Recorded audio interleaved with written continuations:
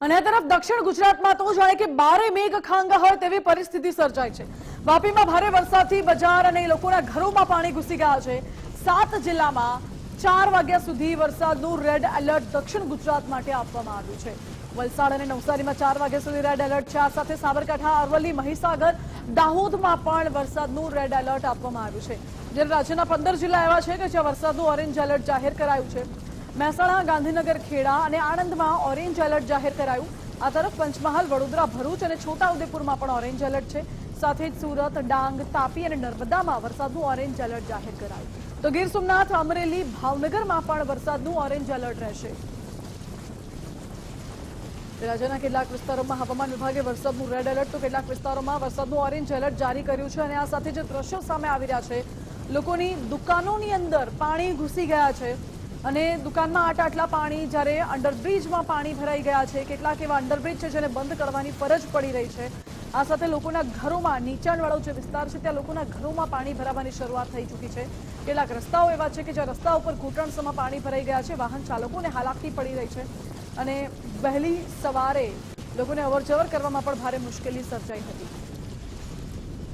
મારી સાથે આજ મુદ્દે ન્યૂઝરૂમથી સહયોગી વિજય દેસાઈ લાઈવ જોડાઈ ગયા છે। વિજય, છેલ્લા 24 કલાકમાં મેઘરાજાએ બરાબરનું ધમરોળ્યું છે ગુજરાતને, અને હવે આગામી 24 કલાકને લઈને શું આગાહી છે? આગામી 24 કલાકથી માંડીને એટલે કે 25મી જૂન સુધી ગુજરાતમાં સાર્વત્રિક વરસાદની આગાહી હવામાન વિભાગે અત્યારે કરી છે।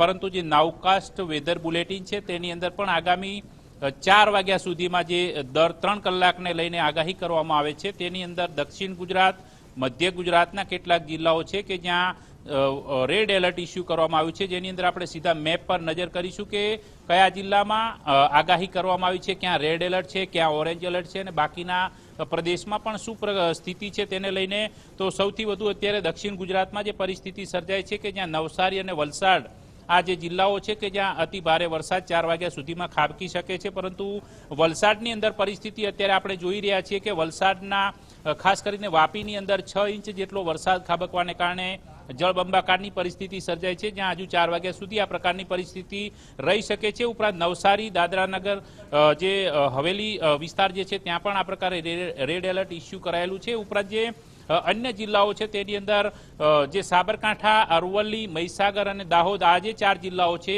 એ 4 જિલ્લાઓની અંદર પણ રેડ એલર્ટ છે, એટલે કે ત્યાં પણ અતિ ભારે વરસાદ છે। 60 કિલોમીટર પ્રતિ કલાકની ઝડપે પવન ફૂંકાવાની શક્યતા સાથે વરસાદ અહીં પડી શકે છે। એ સિવાયના અન્ય જિલ્લાઓની અંદર ઓરેન્જ એલર્ટ ઇસ્યુ કરાયું છે। તેમાં સૌરાષ્ટ્રના 3 જિલ્લાઓ છે, જેમાં ભાવનગર, ગીર સોમનાથ અને અમરેલી જે જિલ્લો છે કે જ્યાં ઓરેન્જ એલર્ટ ઇસ્યુ કરાયેલું છે। એ સિવાયના અન્ય જિલ્લાઓમાં મહેસાણા, ગાંધીનગર, ખેડા, આણંદ, વડોદરા, ભરૂચ, સુરત, ડાંગ, તાપી, મહીસાગર, છોટાઉદેપુર આ જે જિલ્લાઓ છે કે જ્યાં પંચમહાલ ત્યાં અત્યારે ઓરેન્જ એલર્ટ છે। એટલે આ જિલ્લાઓમાં પરિસ્થિતિ વરસાદની જે પ્રકારની સર્જાયેલી છે કે પ્રતિ કલાકમાં 15 mm જેટલો વરસાદ છે તે ખાબકી શકે છે। સાથે સાથે પવન પણ અને ગાજવીજની શક્યતાઓ છે તે હવામાન વિભાગે વ્યક્ત કરી છે। બાકીના અન્ય પ્રદેશ છે કે જ્યાં કોઈ પણ પ્રકારની વરસાદને લઈને હાલ પૂરતી આગાહી નથી, પરંતુ આ નાઉકાસ્ટ વેધર બુલેટિન છે કે જેની અંદર 3 કલાક સુધી આ પ્રકારની પરિસ્થિતિ રહે છે અને ત્યારબાદ નવેસરથી જે નવા ડેટા આવે છે તે ડેટાના આધાર પરથી હવામાન વિભાગ ફરીથી આગાહી કરતું હોય છે। પરંતુ સાર્વત્રિક રીતે જે ચોમાસાની શરૂઆત ગુજરાતમાં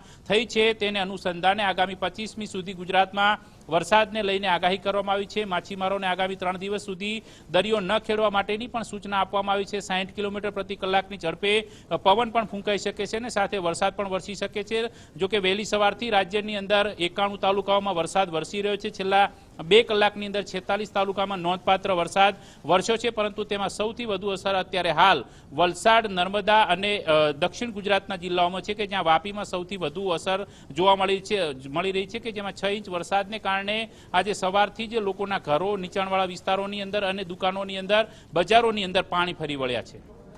જી વિજય, આભાર આપનો। એટલે લોકોને ભારે હાલાકી તો પડી જ રહી છે ગત 24 કલાકની અંદર જે ભારે વરસાદના કારણે તારાજી સર્જાઈ છે, પરંતુ હજુ પણ આગામી 24 કલાકને લઈને આગાહી કરવામાં આવી છે અને આજે 4 વાગ્યા સુધી રાજ્યના કેટલાક જિલ્લાઓ એવા છે કે જ્યાં રેડ એલર્ટ જાહેર કરાયું છે।